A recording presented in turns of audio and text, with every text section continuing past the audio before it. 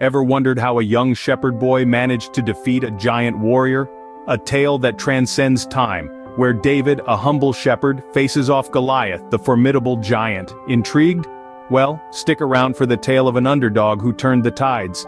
David, a mere shepherd boy, was the youngest of 8 sons. His life was simple, tending to his father's flock, his days filled with the rustic charm of the countryside. But destiny had different plans for him. Prophet Samuel, following divine guidance, anointed David, marking him for greatness, even though he was but a youth, untested in the trials of life.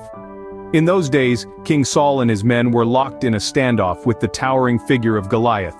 This behemoth of a man, a Philistine warrior, challenged the Israelites, his booming voice sending shivers down the bravest of hearts.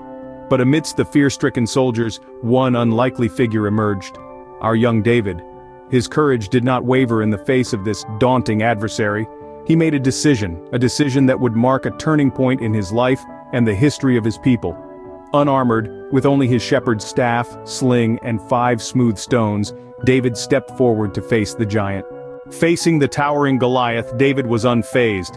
This wasn't a scene of a meek shepherd boy trembling before a monstrous giant. Instead, it was a tableau of steadfast courage, of unfaltering faith. David, seemingly insignificant in stature, held his ground against Goliath's intimidating presence. His confidence didn't waver, his faith didn't falter. He was armed, not with the conventional weapons of war, but with a humble sling and 5 smooth stones. The air was tense as David placed a stone in his sling, his gaze locked onto the giant.